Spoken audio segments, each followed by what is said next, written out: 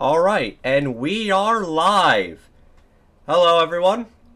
So, today is a very special stream because, as you all know, Deltarune Chapters 3 and 4 are releasing in just 3 days. Like, I honestly can't believe I'm even saying that. In just 3 days, Chapters 3 and 4 are releasing. So, because Chapters 3 and 4 are releasing, I decided to do this stream where I can just, like, get all my... my theories and predictions about future Deltarune chapters. We're talking chapters 3, 4, 5, 6, and 7. All of them. We're covering all of them. Note, there are going to be a lot of times in this stream where I, like, stutter or I pause for a moment because I don't really have, like... Well, of course, if you're doing a live stream, you don't really have a script, but, I don't really... How do I say this? I only have, like, an order of events to say. Like, I'm like, okay, I'll talk about this thing, then this thing.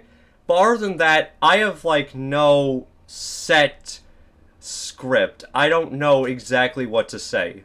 So if I stutter or pause sometimes in the stream, I'm sorry. It's just, I need a moment to, like, get my thoughts in. Like, recompile them. Alright. So.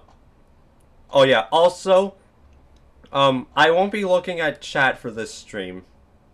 Because that would require... Because here's the thing. This thing you're seeing right in front of you, the Deltarune logo, this requires me to be in display mode, and I have to exit this to look at chat. So if I were to exit this, then you guys would see my desktop, which... Actually, that's not that bad, since you guys saw my desktop in the one-shot stream, which has now been deleted, by the way, which is kind of a dumb move on my part, but... Regardless... I'm sorry. Alright, shut up, Eagle, no one cares. Let's talk about Chapter 3. So... Chapter 3. So, we know that Chapter 3 is going to be TV themed, right? It's been hinted at... Gosh, whenever I do a live stream, it really makes me think just how much I need a script in order to say stuff. Chapter 3 is going to be TV themed. Like, everybody and their grandma knows this. Tenna, Mike... the television themes and the concept art, we know this. So, but how is that going to be handled, per se? Here's how I think it's going to be handled. I think Tenna is going to be like this abusive host. Well, producer would probably be the word to describe it, where he's really rude to the other staff behind the scenes, but in front of the camera, he's all smiles. He tries to act like the nicest guy in the world. That's how I think Tenna's going to be handled. And Kris, Susie, and Rouse, and as well as Toriel, are all going to be like actors. They're all going to be performing roles that Tenna forces them to act. Speaking of Toriel, I don't think... How do I put this? There are a couple things I want to say about Toriel. So, first of all, I imagine, like, this scene where the weathermen, well, I forgot what their names are, but the Moon and Sun weathermen from the newsletter, from the, oh no, they were in the Spanish sweepstakes. I think Toriel is going to have an interaction with them because they're in a relationship, obviously, and Toriel is divorced. And, this is so awkward. Hold on. Okay.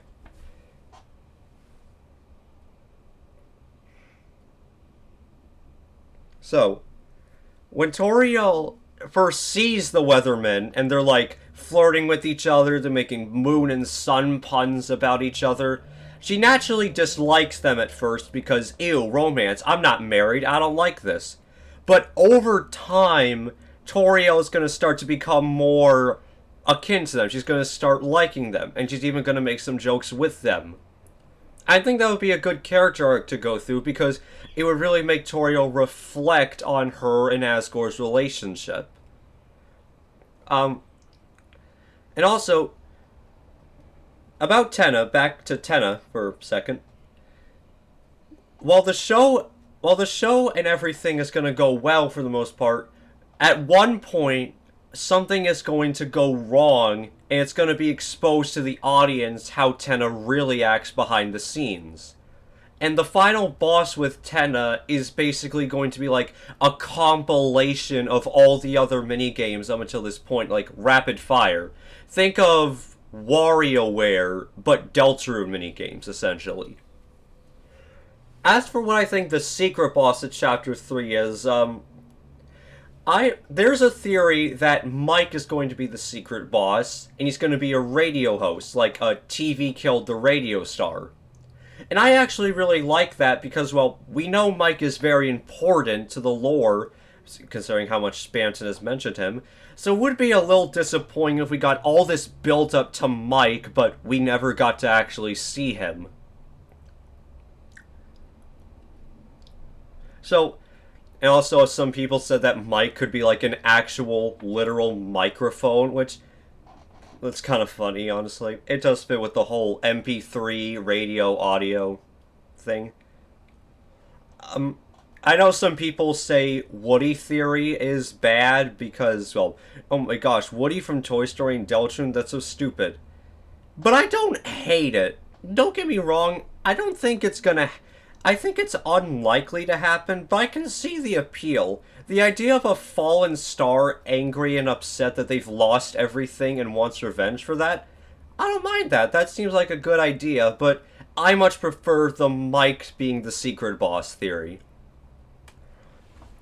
Let's get straight into Chapter 4, because there's actually quite a lot I have to say about that. So, we know that Chapter 4 is going to be more light world focused, but there's still going to be a dark world. So the way I think it works, or how it's going to work, is Chapter 4's Dark World is going to be shorter than Chapter 1, 2, and 3's Dark Worlds. It's not going to be like really short, but it's definitely going to be shorter than those other chapters, to put more of an emphasis on the light world. And speaking of which, we see two screenshots of the Dark World. One where it's daytime, and another where it's raining and it's night. And there's also another screenshot, Chapter 4, where Noelle is in some kind of closet with presents, and she has a flashlight. What I think is going to happen is, after Chapter 3, it's going to be daytime. Kris and Susie are going to hang out for the light world for a bit while it's sunny out. They're going to go to the church Dark World, they're going to exit it, and then it's going to be raining. Noelle is going to invite Kris and Susie over to her house to hang out for a bit until the storm clears. And I think that would be really cool, seeing all the characters hang out, since it would definitely give us some more time to develop the characters and see how they interact with each other. And about the church Dark World itself, it looks really interesting, because the three things we've seen of it is... So, first of all, the main villain of Chapter 4 seems to be this weird darkness thing we saw chasing Susie and Kris at the end of the announcement trail when it was showing all the main villains. It's kind of... And at first I was like, why is this darkness considered the main villain? And then I started looking at the other screenshots. The two of the other screenshots we got for Chapter 4 include the three characters, the Fun Gang, looking at this thing that looks like Jockington and is growing like the fountains, and says Jockington will grow the beard. And on the left we have this priest character, and we don't know who he is. Another thing is... I'm sorry. I just got some stuck in my throat. In the other screenshot, we actually see these villains. No, well, enemies to be specific. And when I saw them, I was almost immediately reminded of the werewires from Chapter 2. Because, am I the... Sorry, that was loud. Because their designs do give, like, a very similar feeling to the werewires. How something just seems off about them. Like, they don't look right. They even both have the long, wavy fingers. So, what I think Chapter 4's Dark World is going to be... Chapter 4's Dark World is going to take place in an abandoned civilization in which all the people living in the civilization have been, like, consumed or taken over by this darkness, and it's up to Kris and Susie to get rid of this darkness and save the civilization. And I think this priest character that we saw in one of the screenshots will be one of the last remaining survivors from this civilization. And he'll guide Kris and Susie, and maybe and Rousey, because he's also there too, across this civilization and guide them. Another thing is, about that screenshot where it says Jockington will grow the beard, this is a very, like, this is more of a hypothesis than a theory, but I think it could be really interesting. Hear me out. I think that screenshot is the priest kind of like foreshadowing some of the character arcs that some of the characters will go through. For example, let's say Noelle's foreshadowing, I guess you could say, would be Noelle grows her wings, which would not only fit considering Noelle has been heavily associated with angels, but grows her wings would also represent how Noelle is starting to, you know, stand up for herself. She's starting to become more independent. Also, there are two things I want to mention before we get to Chapter 5. First of all, let's talk about Kris Knight, because I have seen a lot of people say that Chapter 4 is either going to make or break the Kris Knight theory. Like, even... what was the name I keep forgetting? Oh, Spooky Dude. Even Spooky Dude, he is like one of the biggest Kris Knight enthusiasts. Even he said in his video where he reads a bunch of theories from his fans, even he said that Chapter 4 is basically going to make or break the Kris Knight theory. And you may be thinking, well, why is that? Why is Chapter 4 going to make or break the Kris Knight theory? Because, here's the thing. If Kris was the Knight, then that means he would have had to open the Church Dark World. When would they would have done that? When would have Kris gone to the Dark World? Opened the Dark World in the Church? And you may be saying, oh, well... sorry. Oh, well, maybe Kris did that when they left the window. After all, they did go outside to slash Toriel's tires. Who's to say they didn't do more things while they were out there? Here's the thing. Kris moves very slow without their soul. It takes them a while to move around. And Kris wasn't gone for very long. They were gone for like around a minute, I would say. So considering how slow Kris moves and just how short they were gone, there is no way that Kris was able to climb outside the window, go all the way to the church, get inside the church, open a dark world inside the church, get out of the church, go all the way back home, slash Toriel's tires, and then get back in the window in that amount of time. And you could be... I've seen some people counteract this by saying, oh, well, what if Kris went outside when they opened the door at the end of Chapter 2? We didn't see what they did. Maybe they just went inside and we didn't get to see what they did. And, well, that could be true. Here's the thing. Toriel calls Undyne and Napstablook over to her house because she saw the tires slashed. So, if Undyne and Napstablook were heading to Toriel's house, wouldn't they see Kris walking around late at night with a knife in their hand?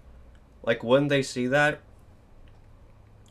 So, since it's very unlikely that Kris opened the Church Dark World at the end of Chapter 2, the only way that Kris could have opened the Church Dark World is if we see a cutscene at the end of Chapter 3 or at the beginning of Chapter 4 where we see Kris actually opening the church Dark World. And you may not think that's that big of a deal, but like I said, that will make or break the Kris Knight theory, because if Kris does... No, if it does show a cutscene of Kris opening the church Dark World, then that practically confirms that Kris is the Knight, because when they opened the Dark World in their home, that wasn't just a one-time thing. They have now opened multiple Dark Fountains. But if it doesn't show a cutscene of Kris opening the Dark World and the church, then it's... From that point, it's very unlikely that Kris is the Knight, because, like I said, Kris is too slow to open the Dark World late at night. Let me rephrase that. Because, like I said earlier, there is no way that Kris was able to open the Dark World inside of the church when they moved that slowly and in that short amount of time, not to mention Undyne and Napstablook probably would have seen them. And I'm not saying it's impossible per se, I'm not saying that. I am saying it's highly unlikely. Another thing, about future Dark Worlds. This is a bit of a problem I have with Deltarune theorists when it comes to talking about future Dark Worlds. I'm gonna say something. It's gonna sound a little weird at first, but just listen. Deltarune is a video game, right? And when you're making a video game, you want to make locations for that video game. And you want to make sure those locations are fun, right? Like how Chapter 1 was a huge kingdom made out of cards and board game pieces, and Chapter 2 was this giant city filled with all this technical stuff. And you may be thinking, oh, well, Eagle, what does that have to do with future Dark Worlds? Here's the thing. I have seen so many Deltarune theorists say that some locations are going to be Dark Worlds in future chapters, when they would make for the most boring Dark Worlds ever. For example, I have seen a lot of people say that Icy's Pizza is going to be Chapter 5. That's going to be the Dark World location for Chapter 5, because Icy has been kind of involved in the story so far with Noelle's blog and the Spamton sweepstakes. But they don't realize that that would be such a boring Dark World. Because, oh wow, a pizza restaurant, that's not really fun. Like I said earlier, go back to Chapters 1 and 2. Chapter 1 was this huge, vast kingdom with, like, chess pieces, checker pieces, playing cards, and all this other stuff. Chapter 2 was this huge technical world filled with these living versions of viruses, adware, well, that's virus. Corruption is a virus.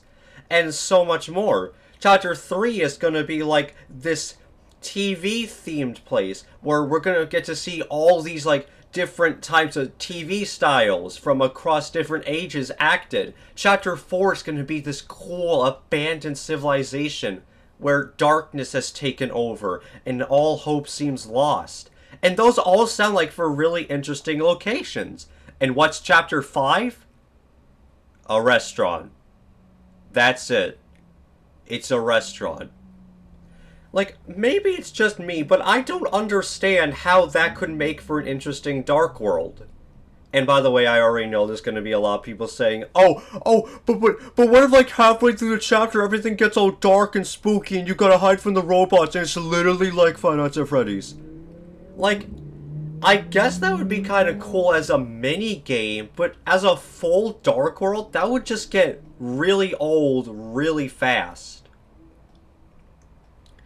And for another example of what I think a bad Dark World would be, when the Christmas 2024 newsletter came out, there was a lot of people saying stuff like, oh my gosh, what if Noelle's house is actually the Chapter 4 Dark World location, and it's a Christmas-themed Dark World, and everything is snowy and fun and stuff like that. And again, whenever I see people saying that, I just think to myself, wow, a Christmas-themed Dark World. That's so cool. Are we gonna fight Rudolph as the secret boss? Sorry. The only 3 locations I think could make for fun Dark Worlds, like interesting Dark Worlds, would be the flower shop, the ocean, and the festival, because those could make for actually interesting locations. The flower shop could be something like when you had in Zelda the Minish Cap, where it's this civilization of bug-like creatures being surrounded by these giant plants. The ocean, we've seen like a lot of video games do underwater civilizations, so I think that could be interesting. And the festival could be like this giant fair where there's like a ton of, like there's a ton of arcade games, not arcade games, but like carnival games, you know what I mean. And look, I get it that you want some locations because, oh my gosh, they're so important to the lore, but you have to understand the context of how those Dark Worlds would actually be if they were in the game. Like, would they be interesting or would they be really, really boring? Speaking of Chapter 5, let's talk about that. Like I said before, I think Chapter 5 is going to be the flower shop. It's going to be like this civilization with bug-like creatures. Well, technically one of the kingdom's going to be bug creatures. We'll get into that in a bit. So, Kris and Susie and Asgore are in the flower shop. Well, they enter the Dark World in the flower shop, and there they meet the king of this, well, kingdom, and he is the king in this. The king in the Dark World is very similar to how Asgore was in Undertale, even down to his throne room looking similar. And the king, I'll just call him the Flower King, he comes up to Kris and Susie and he tells them, hey, there is this other kingdom that I've tried to reason with, but they have just kept attacking my soldiers and my civilians, and it is really bothering me. Could you please help me? And Kris and Susie travel to this other kingdom, and they meet, and in that kingdom they meet the queen. Oh yeah, also, Asgore would stay behind with the Flower King, and would even get like, and we would even get to see them talking to each other at one point, talking about their lives, talking about relationships, and other stuff. And it'll be really interesting to see, because it was almost like Asgore is talking to himself from Undertale. Anyways, Kris and Susie, maybe Rousey would be there too, but they meet up with the Bug Queen, and she tells them that long ago, the Flower King betrayed her, and since then she has been envious. Not envious, what would be the word to describe it? She hates him. But, basically, but after a while, the Flower King would instead say to the Bug Queen, no, I'm sorry for what I did, I'm trying not to harm you. And we would probably fight the Bug Queen before that, but after which they would most likely, and Asgore would help the Flower King talk to the Bug Queen. They would eventually put their differences aside, and Bug Queen wouldn't be angry at the Flower King anymore. And I don't think I even need to point this out to you, since you probably made the connection already, but this is meant to be Asgore and Toriel's relationship. Flower King is Asriel, Bug Queen is Toriel. But unlike Chapter 3, where we kind of saw it from Toriel's perspective, now we're seeing it from Asgore's perspective. He sees Toriel as this, this rude person who, no matter what, he can't get through to her. She rejects everything that he does. However, after leaving the Dark World, Kris and Susie would get news that Rudy has unfortunately passed away. They meet up with Noelle, and she's crying at Rudy's grave at the graveyard.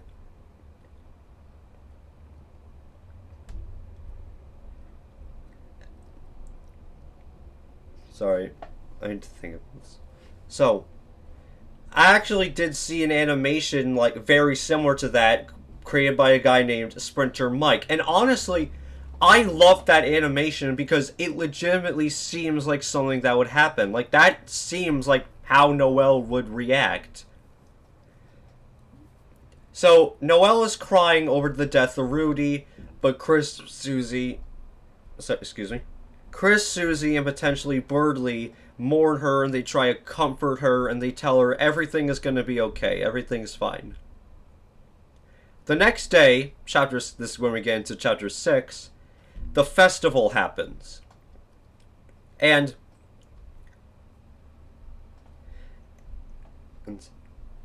like I said before, the way I think Kris and Susie would discover the Dark World is by entering what seems to be a weird-looking tent that's supposed to have all the supplies for the festival inside, but they realize there's a Dark World in there.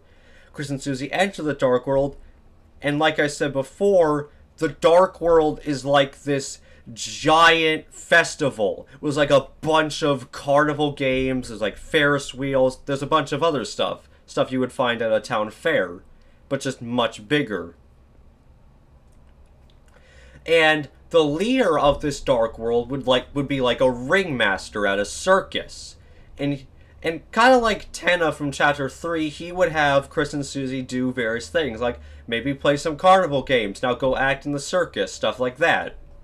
And I think it would be kind of interesting to see, because in chapter 1 we saw Jevil was a clown. Okay, no, that's stupid. I just made that connection because circus clown, but no, that would be stupid to make that connection anyway. But I don't really have a lot to say for the Dark World of chapter 6. It's what happens after I want to talk about. So, after the events, the Dark World, after Kris and Susie seal the Dark World, they go to the festival, where the festival is taking place. And the mayor is up there, Noelle's mom, and she's talking to all the citizens, talking about about everything going on.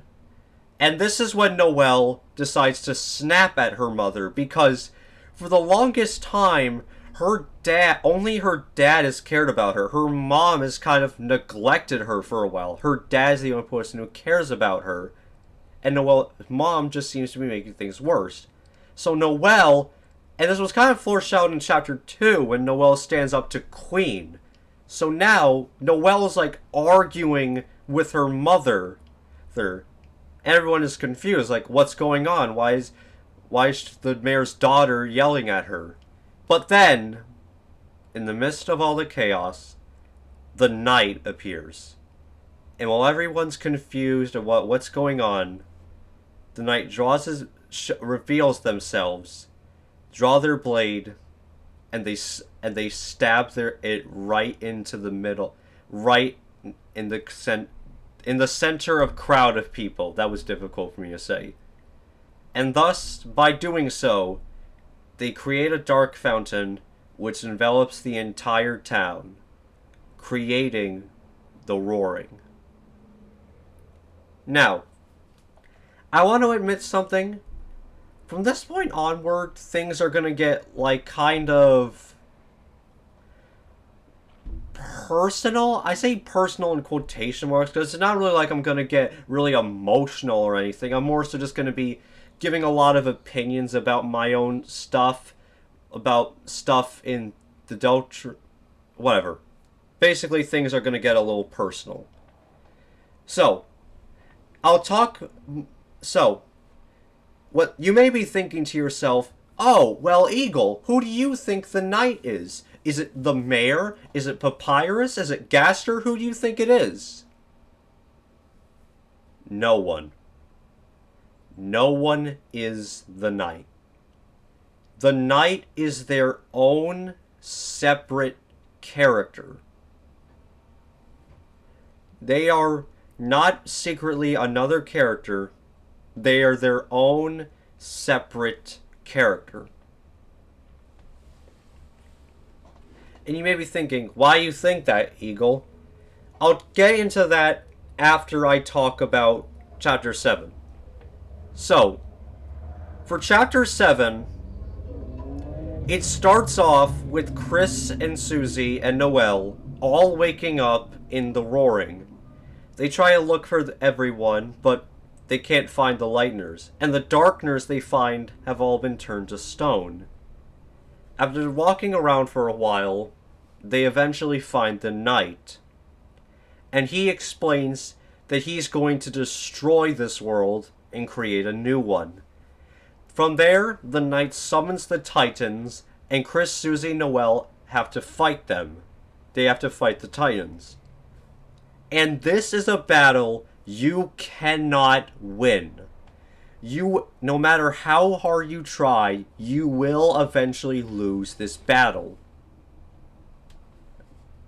And when that happens, you get a message from Gaster. Kind of like what happens when you get a game over in Chapter 1. And he says, "And the heroes met their end, for the world was covered in darkness." And when everything seems lost, the second voice from the voice that originally interrupted Gaster, talks to you and says, "This isn't right. You want to save them, but there's nothing you can do. No matter what they do, so they will lose this battle. But maybe there's something you can do. Maybe you can make a choice." Throughout this entire game, throughout the first chapter of the game, you were told that your choices do not matter. But over time, you've gotten to see how these characters have changed, how these characters have grown by making their own decisions. And now maybe you can make your own choices. But the voice then says, "However, if you wish to save them, you are going to have to give something up." The screen flashes white, and you're now controlling the vessel in this weird white space. From there, you see Lancer.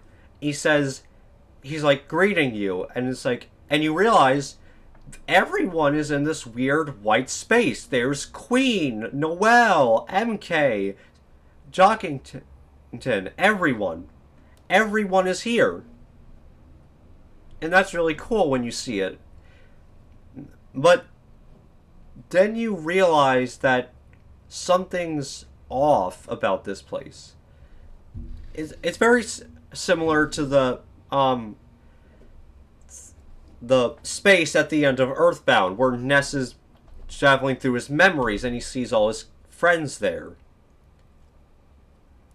However, you realize that there are a couple things off with this place. You realize that the characters are just saying one line of dialogue over and over again. Sure, that does happen in Deltarune when you talk to the NPC after you've talked to the NPCs already once, but here, they just keep saying the same one line of dialogue over and over again. Nothing new, nothing changes, it's just the same thing over and over again. And you realize that, that the characters you're seeing here, they aren't real. And that irks you because, while in this white space, this weird white space, everyone is safe and happy and having fun with each other, in the real world, they're suffering. They're cold, lost, abandoned, scared. They don't know what to do. The characters you're seeing right now in the white space, they aren't characters. They're just zeros and ones and lines of dialogue. And that's when it hits you. And that's when you... Oh, another thing that would be interesting about the white space is that Kris would not be there. Wanted to mention that really quick. But that's when you realize what you have to do. In order to save the world of Deltarune, you need to accept the fact that you'll never get to see these characters again. Eventually, you leave the white space after getting a warning saying that you will never be allowed to return, and you leave. The screen starts to get darker and darker, until eventually you see the one person who wasn't in white space. Kris. Kris is angry at you. They blame you for everything that has happened up until this point. They say they blame you. They are upset with you for taking control of their life. After a battle with them, you will fight against Kris, and then as the battle goes on, Kris will start to get weaker and weaker. Because they start to, and at the end of their battle, they start to cry. And then we try to comfort Kris. We try to assure them that, hey, your choices matter. Just because it doesn't seem like your choices matter, they do. I don't think that's actually what we would say, but just as an example. And then, after Kris has resented you all this time, tried to resist against your control, now, at the end of it all, they decide to team up with you in one last fight. When you wake up, you will regain control of Kris's body. And then, you'll reach the giant dark fountain that caused the roaring in the first place. But before you can seal it, the knight stops you and demands one last fight with you. After the battle, the knight is defeated. However, when he is defeated, instead of resenting this or being killed or whatever, he simply bows and says, "Well done." After which, Kris seals the dark fountain and the game ends. And the credits roll. We don't get to see what happens after the dark fountain is sealed. We don't get to see if the characters wake up, what happened to the Darkers. We just get to see the credits roll. We do, however, get one last thing. After the credits roll, you see a picture of Kris, Susie, Noelle, and Birdley all in Kris's room playing a board game together. And I think that would be really cool because Toby likes to do these little references, like how he referenced the gun Rouse meme in Chapter 2, where Rouse clicked on an ad about guns. So I think it would be really cool to see like a little reference to how... When Chapter 1 came out, I think there was a lot of people saying how the Dark Worlds are actually fake, and I don't actually think the Dark Worlds are fake. Of course they're real, but it would be interesting to see that kind of come full circle. Now we're seeing the characters like actually playing a board game together. And then the words "the end" fade in on the screen. Once that's done, you see that your save file is locked and you cannot access it again. The only way you can access your save file again is by deleting it.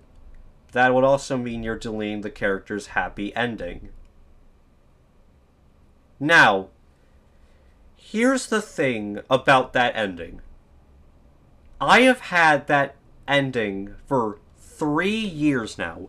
Ever since 2022, that has been my prediction for what the ending of this game is going to be. Obviously, it hasn't been exactly the same. Some minor things have been changed over the years. But for the most part, that's what I believed the ending of this game was going to be. And this is when I'm going to start getting into the personal stuff.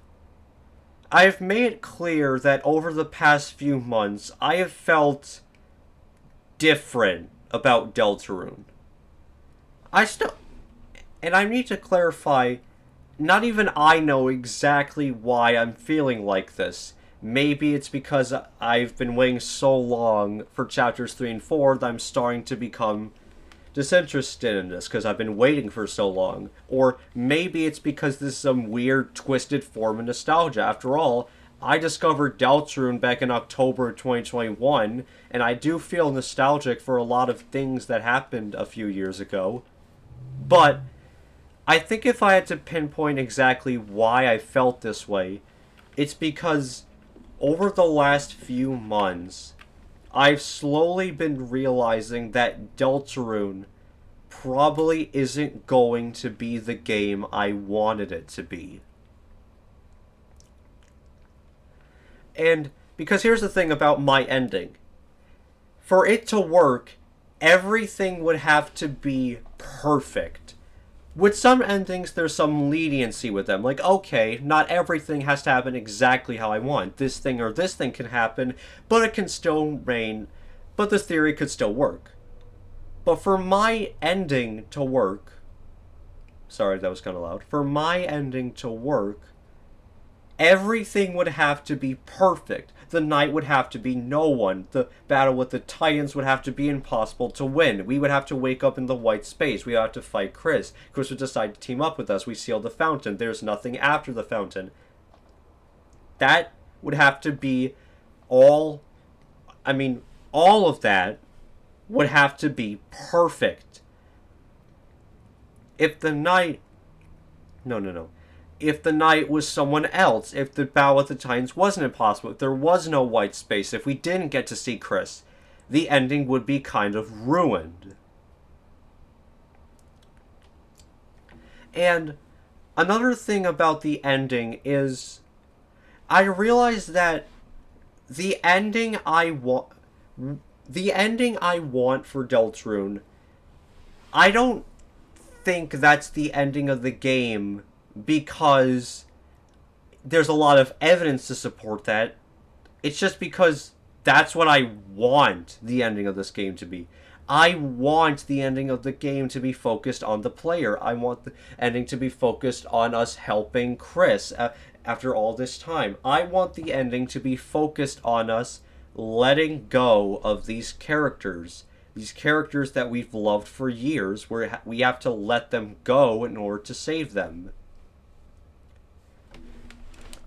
I specifically said that the knight shouldn't be anyone because, well, if the knight was another character, they would probably have some kind of emotional moment. And that would kind of confuse things, because the ending is meant to be focused on the player and Kris. They're meant to be like the emotional attachment. So I feel like the knight also having some kind of emotional moment on top of that would kind of make things like weird, because, well, now all of these characters are having their emotional moments.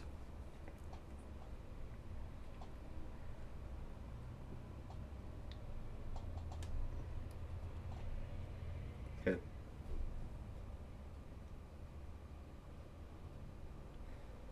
Alright. Another thing is, I specifically didn't mention Gaster up until this point because I don't want the ending to be focused on Gaster. I want the ending to be focused on the fun gang or the player. I want the ending to be focused on us, the player. Having us let... No. Well, not that specifically. But I at least want the ending to be focused on the fun gang somewhat. I don't want Gaster to be the ending of the game. And don't get me wrong, I'm not one of those people who think Gaster isn't going to be relevant anyway. Of course he is somewhat relevant. He literally greets us at the start of the game. It's just, I don't want Gaster to be the final boss of the main route. If he's the final boss of, like, the Snowgrave route, I kind of understand that, because we're basically breaking the game. And not to mention, if I'm gonna be honest, I don't really care about Gaster as a character because, well, Why should I? Or at least, why should I care about him as much as I care about these other characters? The Fun Gang, we know what they like, what they dislike, like what they want to do in life, what are their goals, how they interact with each other, and we've known them. We've known that about them for years now. But Gaster, we barely know anything about him. Bro, all we know about him is he's some creepy scientist guy who greets us at the start of the game and is really fascinated with us for some reason. Why should we care about this guy who we barely know anything about just as much as these characters who we know a lot about and who we've known for years? Another thing is, personally, and this is just because, like I said, I don't care about Gaster, but I don't see how Gaster could be an interesting character. And I mean interesting as in emotional. Like, he has some emotional backstory. Because, well, if you're writing a story, if a character is going to be a major plot point in a story, you want them to have some kind of... You want them to be interesting in an emotional way. Like, they have some kind of backstory. Well, a good Rin story does that anyway. But, basically, I don't know how they could possibly give something like that to Gaster, considering his demeanor is cold, stern, and he's the creator of this world, from the looks of it. Well, maybe he didn't create the world, per se. He probably created... Some people say he just created the device that connects us to the Deltarune world. But in some way, he's kind of the creator of the Deltarune world. I don't see how that could make for an interesting plot. Or an interesting character. The only way I could see Gaster being a somewhat interesting character if he said that he created the Deltarune world because he was lonely and wanted something he could emotionally attach himself to. But even then, that would just create a lot of questions, like, well, if Gaster just created the Deltarune world because he was lonely, why was he so fascinated with us? Why did he invite us over to see his world? What? Because he wanted to be less lonely? It just wouldn't make sense.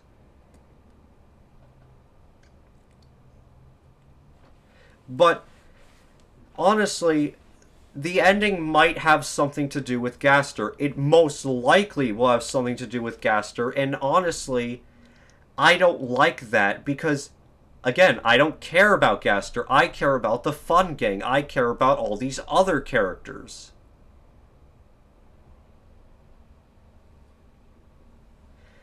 And also, that's basically all I wanted to say for Deltarune.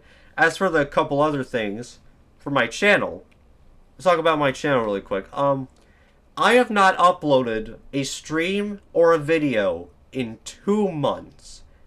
The main reason for that is just because I haven't really felt motivated to make content. I will be motivated to make content soon. Excuse me. I will be motivated to make more content very soon once Chapters 3 and 4 releases, because I'm definitely going to make a video about that. And I've also been thinking about doing, like, 3D animation. I've been really interested in doing 3D animation, well, no, animation in general for a while now. And I want to do 2D animation, but I could never really get interested in it. So, I want to see if I can try 3D animation for a change. Right. Let me check chat real quick. Alright, no. Alright. But, basically, that's all I gotta say. Honestly, this stream ended up being much shorter than I thought it would be. I honestly thought this stream would be like 2 hours long, but it only ended up being like 49 minutes long. But, regardless, I thank all of you for your time. Well, oh wait, sorry. Thank you all for watching this stream, and I'll see you in Chapters 3 and 4. Bye-bye.